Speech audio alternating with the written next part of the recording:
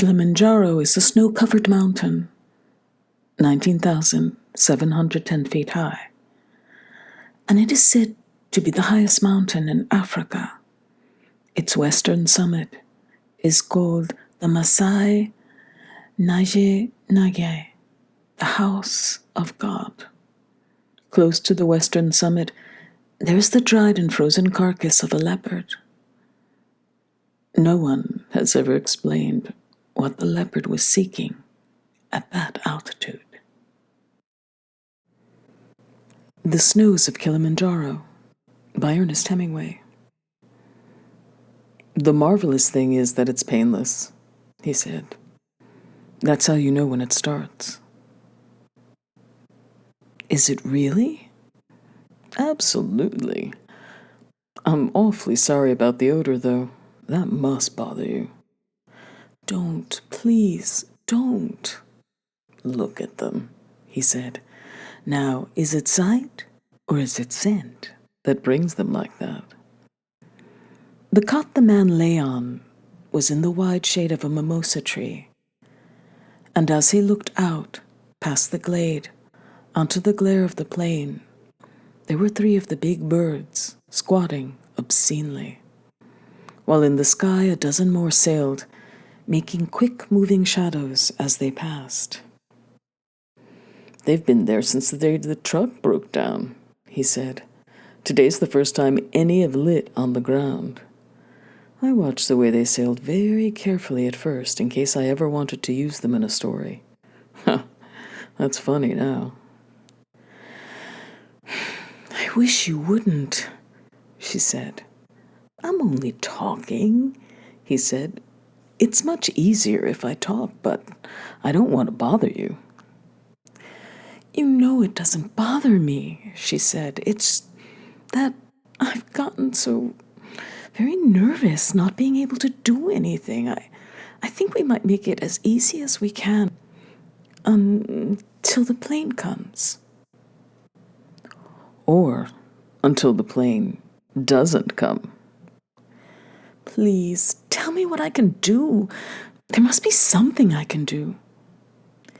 "You could take the leg off, and that might stop it, though I doubt it. Or you can shoot me. You're a good shot now. I taught you to shoot, didn't I?" "Please, don't talk that way. Couldn't I read to you?" "Read what?" "Anything in the book that we haven't read." "I can't listen to it," he said. "Talking is the easiest. We quarrel, and that makes the time pass." "I don't quarrel. I never want to quarrel. Let's not quarrel anymore, no matter how nervous we get. Maybe they will be back with another truck today. Maybe the plane will come." "I don't want to move," the man said. "There's no sense in moving now except to make it easier for you." "That's cowardly. Can you let a man die as comfortably as he can without calling him names? What's the use of clanging me?" "You're not going to die." "Don't be silly. I'm dying now. Ask those bastards." He looked over to where the huge, filthy birds sat, their naked heads sunk in the hunched feathers. A 4th planed down to run quick-legged and then waddle slowly toward the others. "They are around every camp. You never notice them. You can't die if you don't give up." "Where did you read that? You're such a bloody fool." "You might think about someone else." "For Christ's sake," he said. "That's been my trade." He lay then and was quiet for a while, and looked across the heat shimmer of the plain to the edge of the bush. There were a few Tommies that showed minute and white against the yellow, and far off he saw a herd of zebra, white against the green of the bush. This was a pleasant camp under big trees against a hill with good water, and close by a nearly dry water hole where sand grouse flighted in the mornings. "Wouldn't you like me to read?" she asked. She was sitting on a canvas chair beside his cot. "There's a breeze coming up."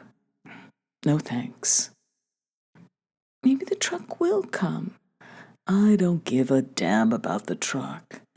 "I do." "You give a damn about so many things that I don't." "Not so many, Harry." "What about a drink?" "It's supposed to be bad for you. It said in Blacks to avoid all alcohol." "You shouldn't drink." "Molo!" he shouted. "Yes, Bawana." "Bring whiskey soda." "Yes, Bawana." "You shouldn't," she said. "That's what I mean by giving up. It says it's bad for you. I know it's bad for you." "No," he said. "It's good for me." So now it was all over, he thought. So now he would never have a chance to finish it. So this was the way it ended, in a bickering over a drink, since a gangrene started in his right leg. He had no pain, and with the pain, the horror had gone. And all he felt now was a great tiredness and anger, that this was the end of it. For this, that now was coming, he had very little curiosity. For years it had obsessed him, but now it meant nothing in itself. It was strange how easy being tired enough made it. Now he would never write the things that he had saved to write until he knew enough to write them well. Well, he would not have to fail at trying to write them either. Maybe you could never write them, and that's why you put them off and delayed the starting. Well, he would never know. Now. "I wish we'd never come," the woman said. She was looking at him, holding the glass and biting her lip. "You never would have gotten anything like this in Paris. You always said you loved Paris. We could have stayed in Paris or gone anywhere. I'd have gone anywhere. I said I'd go anywhere you wanted. If you wanted to shoot, we could have gone shooting in Hungary and been comfortable." "Your bloody money," he said. "That's not fair," she said. "It was always yours as much as mine. I left everything and went wherever you wanted to go, and I've done what you wanted to do, but I wish we'd never come here." "You said you loved it." "I did, when you were all right, but now I hate it. I don't see why that had to happen to your leg. What have we done to have that happen to us?" "I suppose what I did was forget to put iodine on it when I first scratched it. Then I didn't pay any attention to it because I never infect. Then, later, when it got bad, it was probably using that weak carbolic solution when the other antiseptics ran out that paralyzed the minute blood vessels and started the gangrene." He looked after her. "What else?" "I don't mean that. If we would have hired a good mechanic instead of a half-baked Kikuyu driver, he would have checked the oil and never burnt out that bearing in the truck." "I don't mean that." "If you hadn't left your own people, your goddamn old Westbury, Saratoga, Palm Beach people to take me on." "Why? I loved you. That's not fair. I love you now. I'll always love you." "Don't you love me?" "No," said the man. "I don't think so. I never have." "Harry, what are you saying? You're out of your head." "No, I haven't any head to go out of." "Don't drink that," she said. "Darling, please don't drink that. We have to do everything we can." "You do it," he said. "I'm tired." Now in his mind, he saw a railway station at Karagach, and he was standing with his pack, and that was the headlight of the Simplon Offent, cutting the dark now, and he was leaving Thrace then, after the retreat. That was one of the things he had saved to write with in the morning at breakfast. Looking out the window and seeing snow on the mountains. In Bulgafa, and Nansen's secretary asking the old man if it were snow, and the old man looking at it and saying, "No, that's not snow, it's too early for snow." And the secretary repeating to the other girls, "No, you see, it's not snow." And them all saying, "It's not snow, we were mistaken." But it was the snow, all right. And he sent them on into it when he evolved exchange of populations. And it was snow they tramped along in until they died that winter. It was snow, too, that fell all Christmas week that year, up in the Goethal. That year they lived in the woodcutter's house, with the big square porcelain stove that filled half the room, and they slept on mattresses filled with beech leaves. The time the deserter came with his feet bloody in the snow. He said the police were right behind him, and they gave him woolen socks and held the gendarmes talking until the tracks had drifted over. In Schruns, on Christmas Day, the snow was so bright, it hurt your eyes when you looked out from the Weinstube and saw everyone coming home from church. That was where they walked up the sleigh-smooth, urine-yellowed road, along the river, with the steep pine hills, skis heavy on the shoulder, and where they ran down the glacier, above the Mandlener house, the snow as smooth to see as cake frosting and as light as powder. And he remembered the noiseless rush the speed made as you dropped down like a bird. They were snowbound a week in the Madlener house, that time in the blizzard, playing cards in the smoke by the lantern light, and the stakes were higher all the time as Herr Lent lost more. Finally, he lost it all, everything. The ski schul money and all the season's profit, and then his capital. He could see him with his long nose picking up the cards and then opening. Sans voix. There was always gambling then. There was no snow. You gambled. And when there was too much, you gambled. He thought of all the time in his life he had spent gambling. But he had never written a line of that, nor of that cold, bright Christmas day, with the mountains showing across the plain that Barker had flown across the lines to bomb the Austrian officers' leave train, machine gunning them as they scattered and ran. He remembered Barker afterwards, coming into the mess and starting to tell about it, and how quiet it got, and then somebody saying, "You bloody murderous bastard." Those were the same Austrians they killed then, that he skied with later. No, not the same.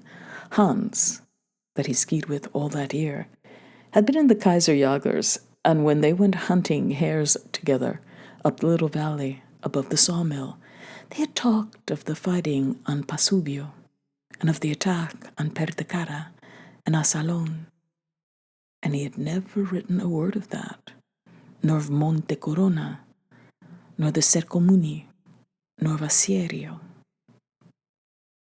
How many winters had he lived in the Vorarlberg and the Arlberg? It was 4, and then he remembered the man who had the fox to sell when they had walked into Bludenz that time to buy presents, and the cherry pit taste of good kirsch, the fast-slipping rush of running powder snow on crust, singing, "Hi-ho," said Raleigh, as you ran down the last stretch to the steep drop, taking it straight, then running the orchard in 3 turns, and out across the ditch and onto the icy road behind the inn, knocking your bindings loose, kicking the skis free and leaning them up against the wooden wall of the inn, the lamplight coming from the window, where inside in the smoky new wine-smelling warmth, they were playing the accordion. "Where did we stay in Paris?" he asked the woman, who was sitting by him in a canvas chair, now in Africa. At the Crillon. You know that. Why do I know that? That's where we always stayed.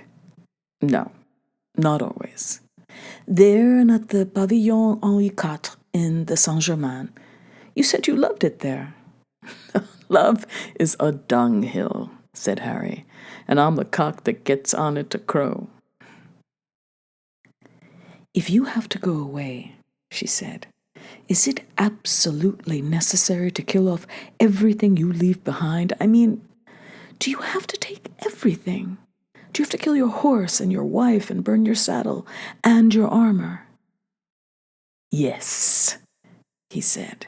Your damn money was my armor, my sword and my armor. Don't. All right, I'll stop that. I don't want to hurt you. It's a little bit late now. All right then, I'll go on hurting you. It's more amusing. The only thing I ever really liked to do with you, I can't do now. No, that's not true. You like to do many things, and everything you wanted to do, I did. Oh, for Christ's sake, stop bragging, will you? He looked at her and saw her crying. Listen, he said, do you think it is fun to do this? I don't know why I'm doing it. It's trying to kill, to keep yourself alive, I imagine.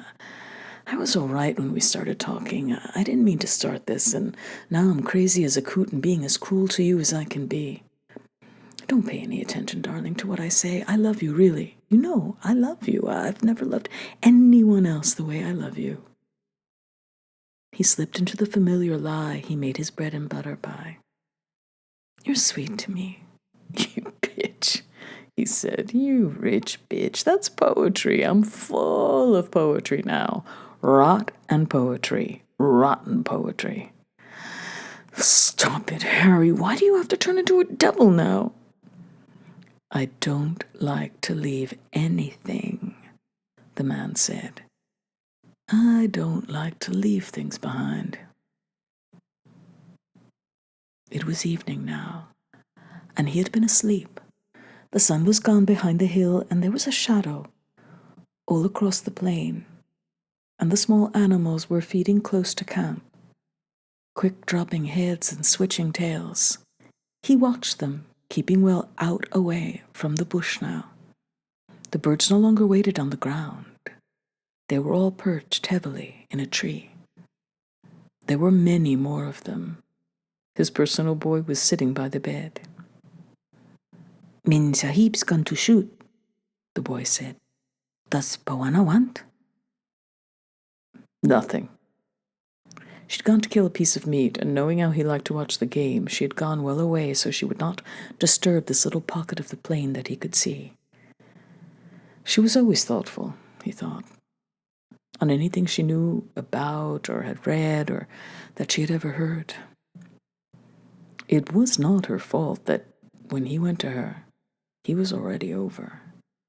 How could a woman know that you meant nothing that you said, that you spoke only from habit and to be comfortable? After he no longer meant what he said, his lies were more successful with women than when he had told them the truth. It was not so much that he lied as that there was no truth to tell. He had had his life, and it was over. And then he went on living it with different people and more money, with the best of the same places and some new ones. You kept from thinking, and it was all marvelous. You were equipped with good insides so that you did not go to pieces that way, the way most of them had.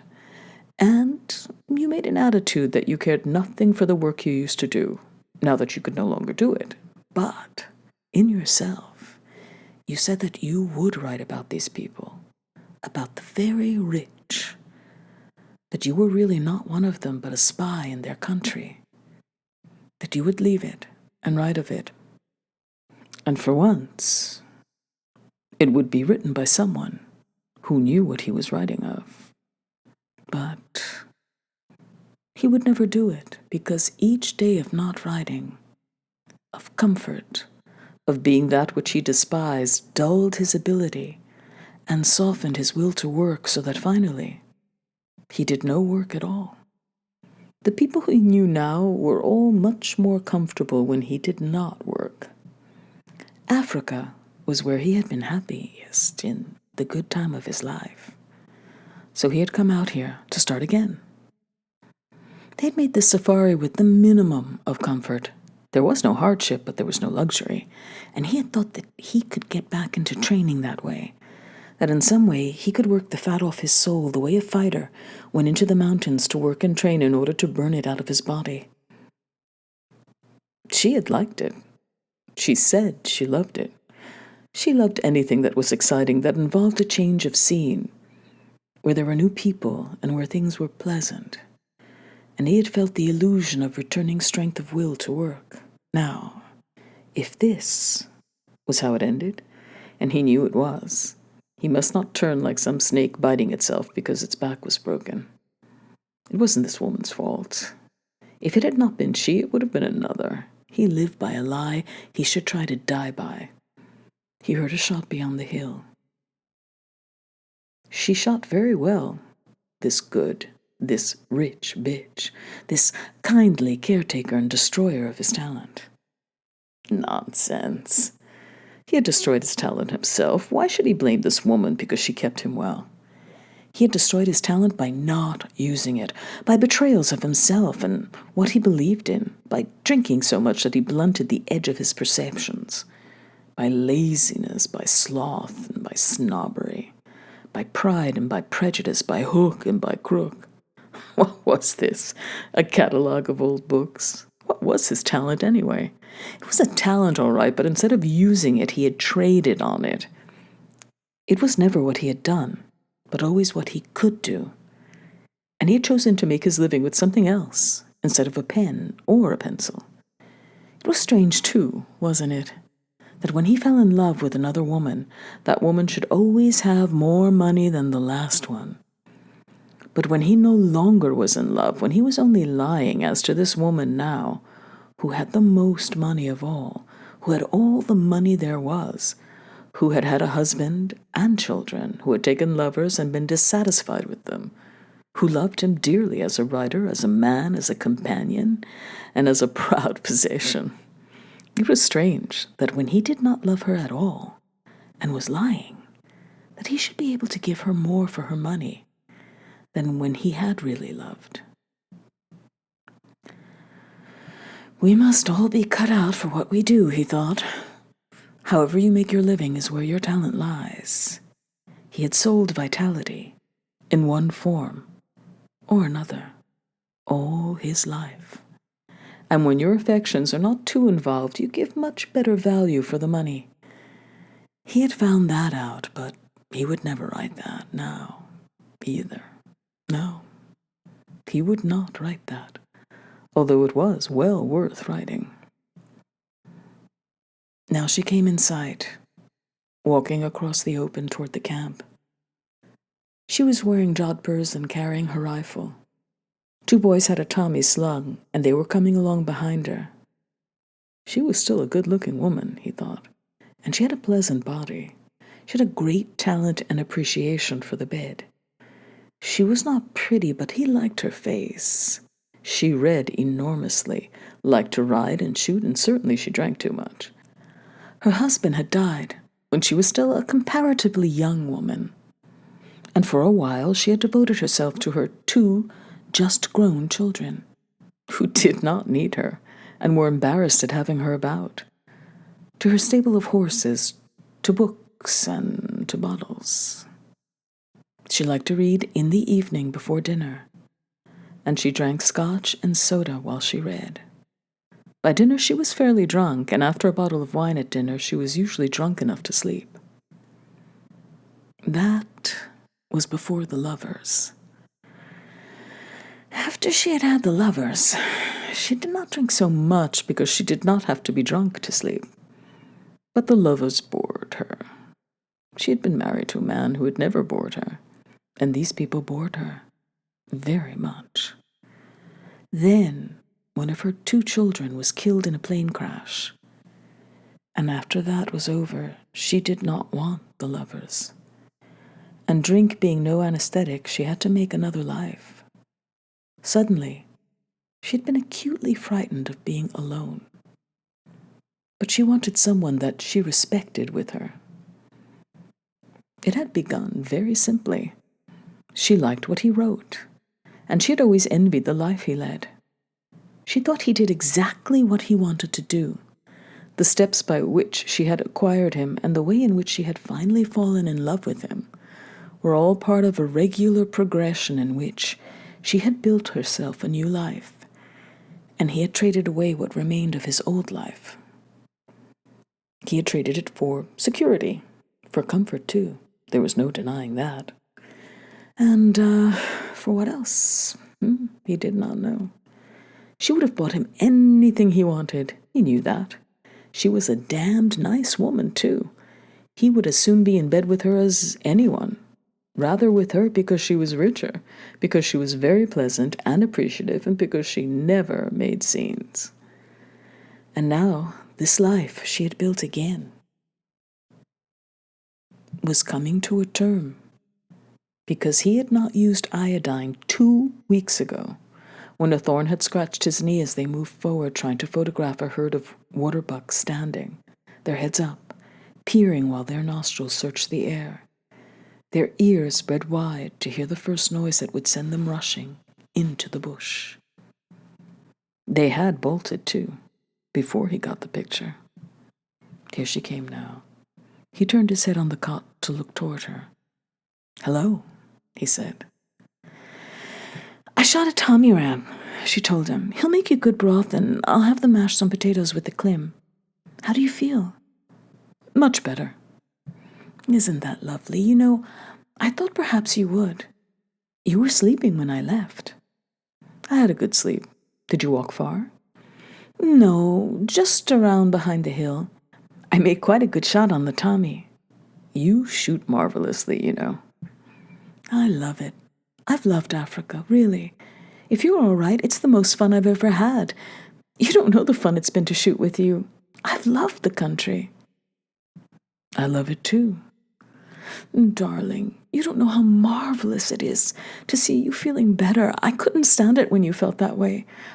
You won't talk to me like that again, will you? Promise me." "No," he said. "I don't remember what I said." "You don't have to destroy me, do you? I'm only a middle-aged woman who loves you and wants to do what you want to do. I've been destroyed 2 or 3 times already. You wouldn't want to destroy me again, would you?" "I'd like to destroy you a few times in bed," he said. "Yes, that's the good destruction. That's the way we're made to be destroyed. The plane will be here tomorrow." "How do you know?" "I'm sure. It's bound to come. The boys have the wood all ready and the grass to make the smudge. I went down and looked at it again today. There's plenty of room to land, and we have the smudges ready at both ends." "What makes you think it'll come tomorrow?" "I'm sure it will. It's overdue now. Then, in town, they will fix up your leg, and then we will have some good destruction. Not that dreadful talking kind." "Should we have a drink? The sun is down." "Do you think you should?" "I'm having one." "We'll have one together. Molo, leti dui whiskey soda," she called. "You better put on your mosquito boots," he told her. "I'll wait till I bathe." While it grew dark, they drank. And just before it was dark, and there was no longer enough light to shoot, a hyena crossed the open on his way around the hill. "That bastard crosses there every night," the man said. "Every night for 2 weeks. He's the one makes the noise at night. I don't mind it. They're a filthy animal, though." Drinking together with no pain now, except the discomfort of lying in the one position, the boys lighting a fire, its shadow jumping on the tents, he could feel the return of acquiescence in this life of pleasant surrender. She was very good to him. He had been cruel and unjust in the afternoon. She was a fine woman. Marvelous, really. And just then, it occurred to him that he was going to die. It came with a rush, not as a rush of water nor of wind, but of a sudden, evil-smelling emptiness. And the odd thing was that the hyena slipped lightly along the edge of it. "What is it, Harry?" she asked him. "Nothing," he said. "You'd better move over to the other side, to windward." "Did Molo change the dressing?" "Yes, I'm just using the borax now." "How do you feel?" "A little wobbly." "I'm going in to bathe," she said. "I'll be right out. I'll eat with you and then we'll put the cot in." So, he said to himself, we did well to stop the quarreling. He had never quarreled much with this woman. While with the woman that he had loved, he had quarreled so much that they had finally always, with the corrosion of the quarreling, killed what they had together. He had loved too much, demanded too much, and he wore it all out. He thought about being alone in Constantinople that time, having quarreled in Paris. Before he had gone out, he had whored the whole time, and then, when that was over, and he had failed to kill his loneliness, but only made it worse, he had written her, the first one, the one who left him, a letter telling her how he had never been able to kill it, how when he thought he saw her outside the Regent's one time, it made him go all faint and sick inside, and that he would follow a woman who looked like her in some way along the boulevard, afraid to see it was not she, afraid to lose the feeling it gave him, how everyone he had slept with had only made him miss her more, how what she had done could never matter since he knew he could not cure himself of loving her. He wrote this letter at the club, cold sober, and mailed it to New York, asking her to write him at the office in Paris. That seemed safe. And that night, missing her so much it made him feel hollow, sick inside, he wandered up past Maxime's, picked up a girl, and took her out to supper. He'd gone to a place to dance with her afterward. She danced badly, and left her for a hot Armenian slut that swung her belly against him so it almost scalded. He took her away from a British gunner subaltern after a row. The gunner asked him outside, and they fought in the street on the cobbles in the dark. He'd hit him twice, hard, on the side of the jaw, and when he didn't go down, he knew he was in for a fight.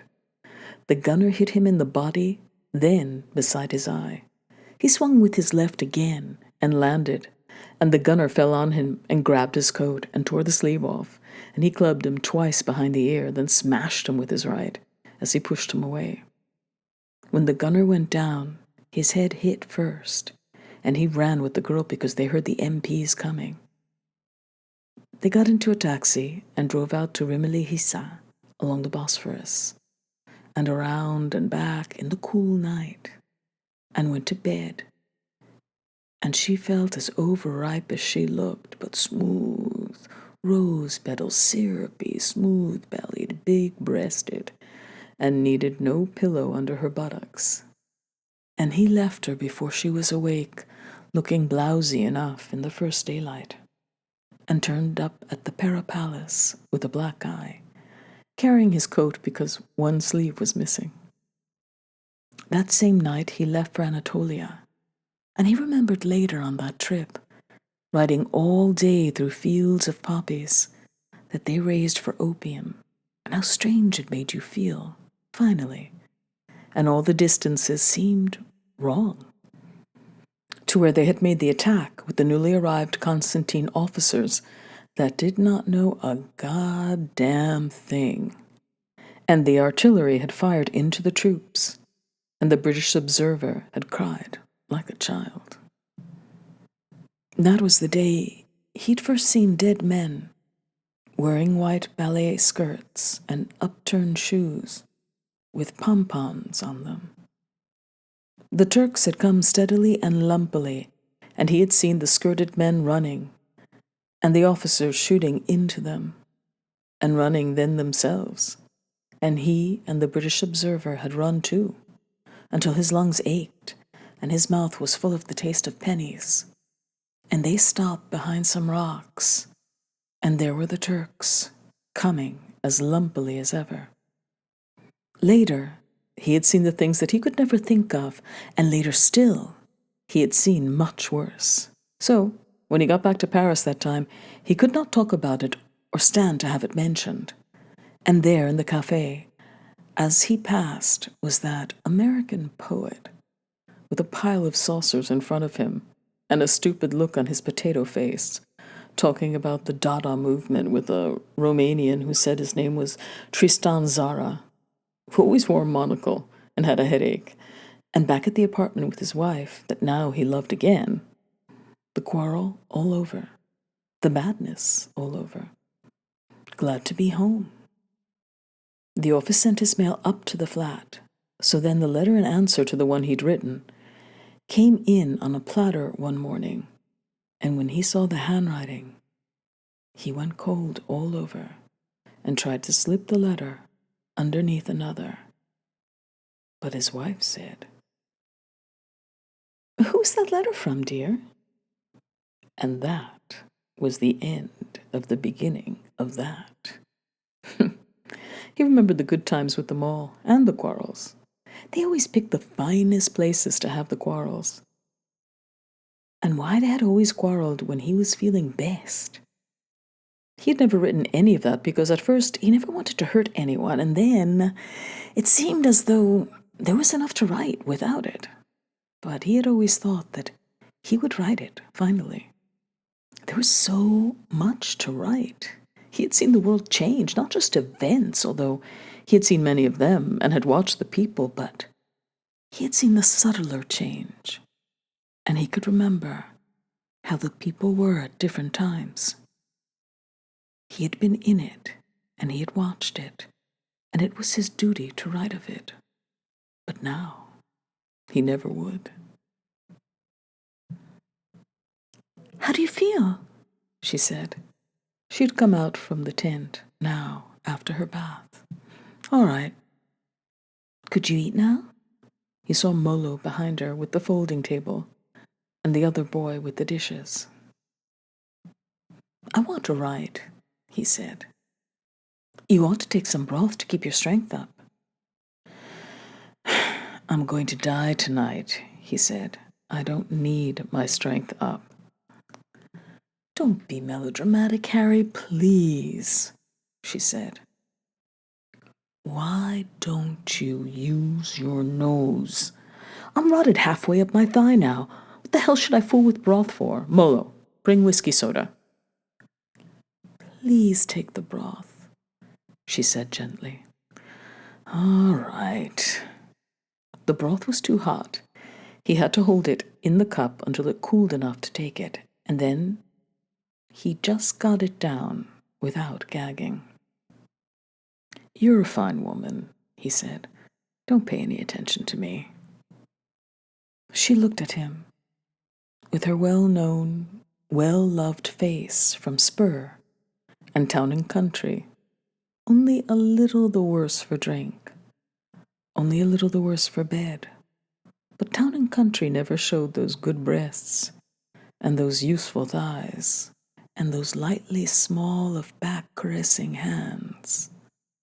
And as he looked and saw her well-known pleasant smile, he felt death come again. This time, there was no rush.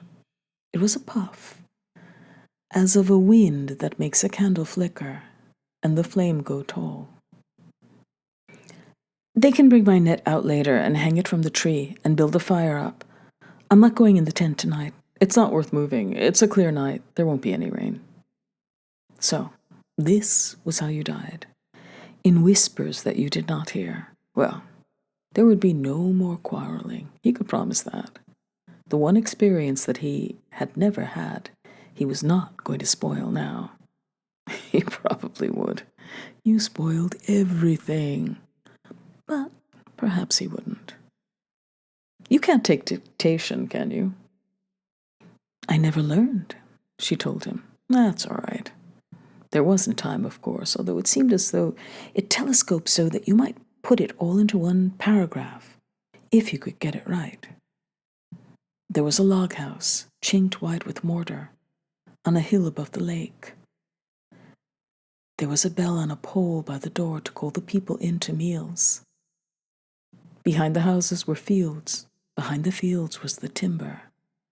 A line of Lombardy poplars ran from the house to the dock. Other poplars ran along the point. A road went up to the hills along the edge of the timber, and along that road he picked blackberries.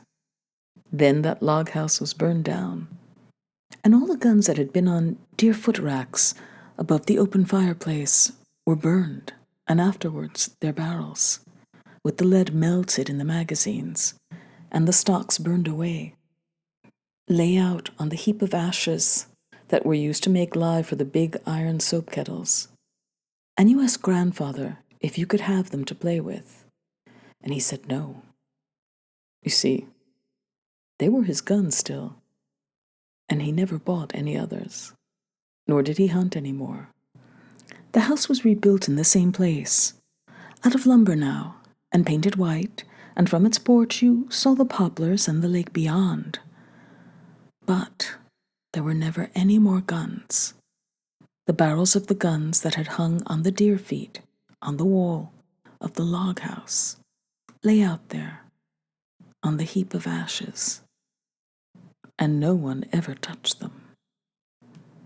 In the Black Forest after the war, we rented a trout stream, and there were 2 ways to walk it. One was down the valley from Triberg, and around the valley road in the shade of the trees that bordered the white road, and then up a side road that went up through the hills past many small farms, with the big Schwarzwald houses, until that road crossed the stream. That was where our fishing began. The other way was to climb steeply up to the edge of the woods, and then go across the top of the hills through the pine woods, then out to the edge of a meadow, and down across this meadow to the bridge. There were birches along the stream, and it was not big but narrow, clear and fast, with pools where it had cut under the roots of the birches. At the hotel in Triberg, the proprietor had a fine season. It was very pleasant, and we were all great friends. The next year came the inflation, and the money he had made the year before was not enough to buy supplies to open the hotel. And he hanged himself. You could dictate that, but you could not dictate the place Contrescarpe, where the flower sellers dyed their flowers in the street, and the dye ran over the paving where the autobus started, and the old men and the women always drunk on wine and bad mare, and the children with their noses running in the cold, the smell of dirty sweat and poverty and drunkenness in the Café des Amateurs, and the whores at the Bal Musette they lived above, the concierge who entertained the trooper of the Garde Républicaine in her loge, his horsehair plumed helmet on a chair, the locataire across the hall, whose husband was a bicycle racer, and her joy that morning at the Crèmerie, when she had opened L'Auto and had seen where he placed third in Paris Tours, his first big race. She had blushed and laughed, and then gone upstairs crying with the yellow sporting paper in her hand. The husband of the woman who ran the Bal Musette drove a taxi, and when he, Harry, had to take an early plane, the husband knocked upon the door to wake him, and they each drank a glass of white wine at the zinc of the bar before they started. He knew his neighbors in that quarter then, because they all were poor.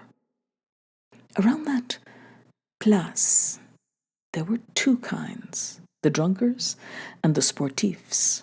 The drunkards killed their poverty that way. The sportifs took it out in exercise.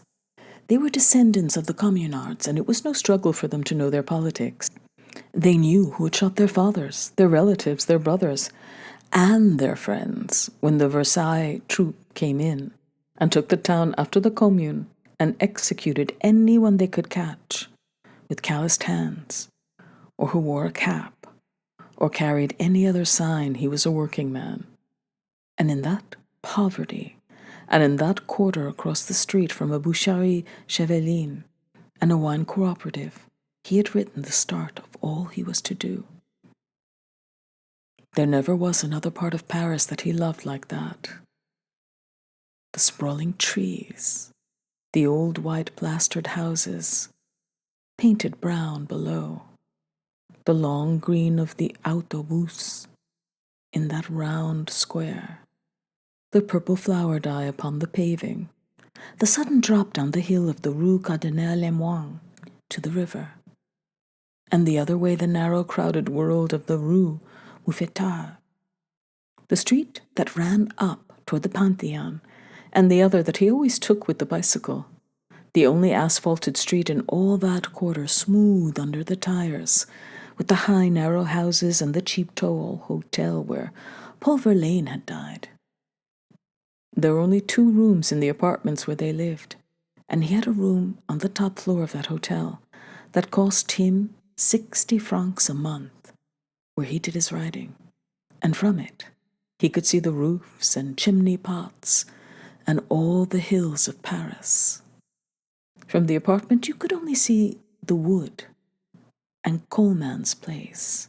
He sold wine too, bad wine. The golden horse's head outside the boucherie cheveline, where the carcasses hung yellow, gold, and red in the open window, and the green-painted cooperative, where they bought their wine, good wine and cheap. The rest was plaster walls and the windows of the neighbors who at night, when someone lay drunk in the street, moaning and groaning in that typical French ivresse that you were propaganded to believe did not exist, would open their windows, and then the murmur of talk. "Where's the policeman when you don't want them? The bugger's always there. He's sleeping with some concierge. Get the agent." Till someone threw a bucket of water from a window, and the moaning stopped. "What's that, water? Ah, that's intelligent." And the windows shutting. Marie, his femme de ménage, protesting against the 8-hour day, saying, "If a husband works until 6, he only gets a riffle drunk on the way home, and does not waste too much. If he works only until 5, he is drunk every night, and one has no money. It is the wife of the working man who suffers from this shortening of hours." "Wouldn't you like some more broth?" the woman asked him now. "No, thank you very much. It's awfully good. Try just a little. I would like a whiskey soda." "It's not good for you." "No, it's bad for me. Cole Porter wrote the words and the music. This knowledge that you're going mad for me." "You know, I like you to drink." "Oh, yes, only it's bad for me." When she goes, he thought, I'll have all I want. Well, not all I want, but all there is. He was tired, too tired. He was going to sleep a little while. He lay still, and death was not there. It must have gone around another street. It went in pairs, on bicycles, and moved absolutely silently on the pavements.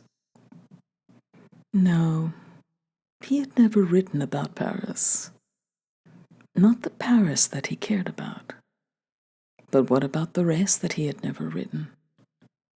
What about the ranch, and the silvered gray of the sagebrush, the quick, clear water in the irrigation ditches, and the heavy green of the alfalfa?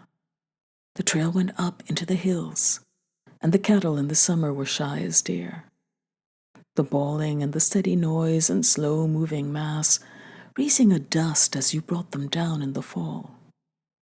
And behind the mountains, the clear sharpness of the peak in the evening light, and riding down along the trail in the moonlight, bright across the valley.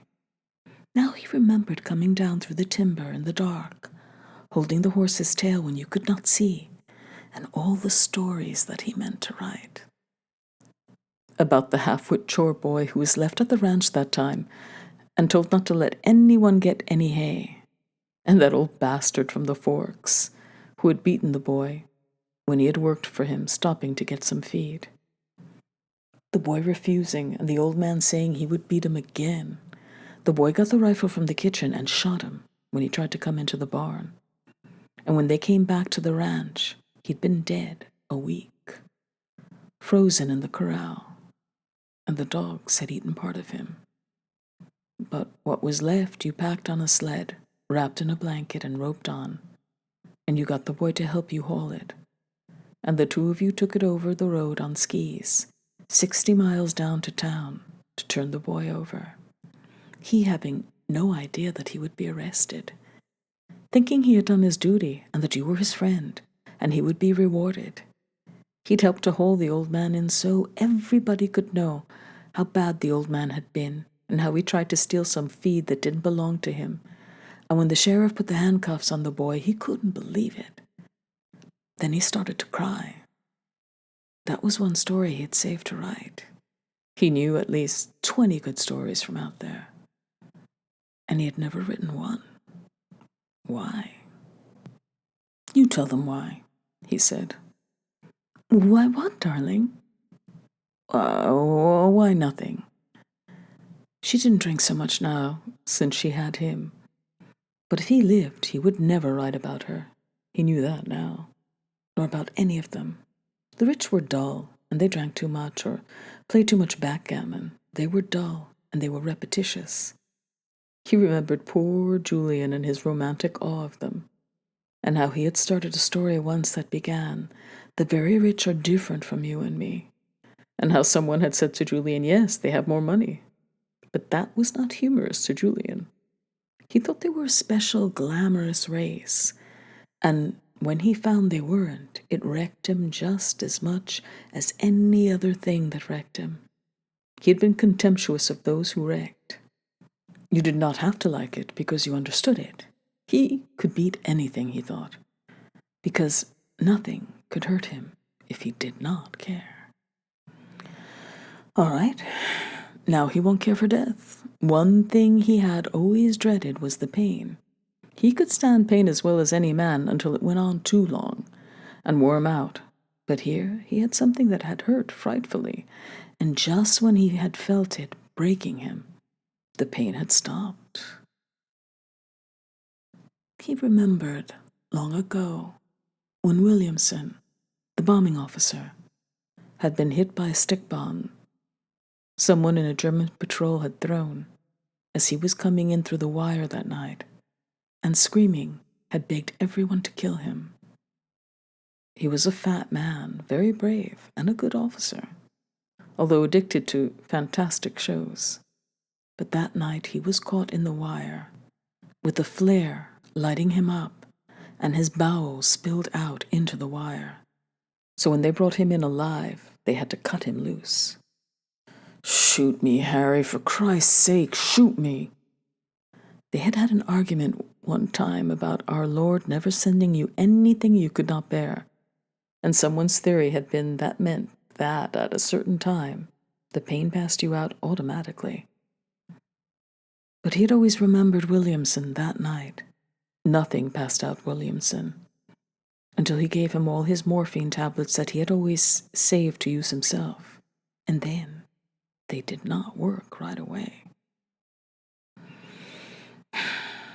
Still, this now, that he had, was very easy. And if it was no more as it went on, there was nothing to worry about except that he would rather be in better company. He thought a little about the company that he would like to have. No, he thought, when everything you do too long and you do too late, you can't expect to find the people still there. The people are all gone. The party's over. And you are with your hostess now. I'm getting as bored with dying as with everything else, he thought. It's a bore, he said out loud. What is, my dear? Anything you do too bloody long. He looked at her face between him and the fire. She was leaning back in the chair, and the firelight shone on her pleasantly lined face, and he could see that she was sleepy. He heard the hyena make a noise just outside the range of the fire. "I've been writing," he said, "but I got tired." "Do you think you will be able to sleep?" Pretty sure. Why don't you turn in?" "I like to sit here with you." "Do you feel anything strange?" he asked her. "No, just a little sleepy." "I do," he said. He had just felt death come by again. "You know, the only thing I've never lost is curiosity," he said to her. "You've never lost anything. You're the most complete man I've ever known." "Christ," he said, "how little a woman knows. What is that, your intuition?" Because just then death had come and rested its head on the foot of the cot, and he could smell its breath. "Never believe any of that about a scythe and a skull," he told her. "It can be two bicycle policemen as easily, or be a bird, or it can have a wide snout, like a hyena." It had moved up on him now, but it had no shape anymore. It simply occupied space. "Tell it to go away." It did not go away, but moved a little closer. "You've got a hell of a breath," he told it. "You stinking bastard." It moved up closer to him still, and now he could not speak to it. And when it saw he could not speak, it came a little closer. And now he tried to send it away without speaking, but it moved in on him, so its weight was all upon his chest. And while it crouched there, and he could not move or speak, he heard the woman say, "Bwana is asleep now. Take the cot up very gently and carry it into the tent." He could not speak to tell her to make it go away, and it crouched now, heavier, so he could not breathe. And then, while they lifted the cot, suddenly it was all right, and the weight went from his chest. It was morning, and had been morning for some time, and he heard the plane. It showed very tiny, and then made a wide circle, and the boys ran out and lit the fires, using kerosene, and piled on grass so that there were two big smudges at each end of the level place, and the morning breeze blew them toward the camp. And the plane circled twice more, low this time, and then glided down and leveled off, and landed smoothly. And, coming walking toward him, was old Compton, in slacks, a tweed jacket, and a brown felt hat. "What's the matter, old cock?" Compton said. "Bad leg," he told them. "Will you have some breakfast?" "Thanks, I'll just have some tea. It's the puss month, you know. I won't be able to take the Mem Sahib. There's only room for one. Your lorry's on the way." Helen had taken Compton aside and was speaking to him. Compton came back, more cheery than ever. "We'll get you right in," he said. "I'll be back for the Mem. Now, I'm afraid I'll have to stop at Arusha to refuel. We'd better get going." "What about the tea?" I don't really care about it, you know." The boys had picked up the cot and carried it around the green tents, and down along the rock, and out onto the plain, and along past the smudges that were burning brightly now, the grass all consumed, and the wind fanning the fire to the little plain. It was difficult getting him in, but once he lay back in the leather seat and the leg was stuck straight out to one side of the seat, where Compton sat. Compton started the motor and got in. He waved to Helen and to the boys, and as the clatter moved into the old familiar roar, they swung around the compy, watching for warthog holes, and roared, bumping along the stretch between the fires. And with the last bump, rose, and he saw them all standing below, waving, and the camp beside the hill flattening now, and the plain spreading, clumps of trees, and the bush flattening, while the game trails ran now smoothly to the dry water holes.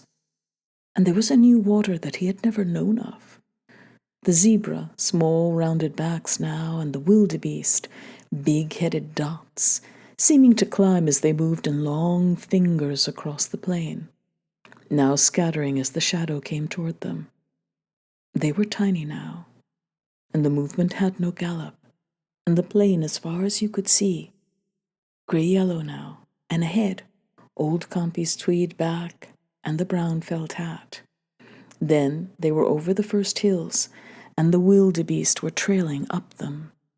And then they were over the mountains with sudden depths of green rising forest, and the solid bamboo slopes, and then the heavy forest again, sculptured into peaks and hollows, until they crossed, and hills sloped down, and then another plain, hot now, and purple-brown, bumpy with heat, and Compy looking back to see how he was riding.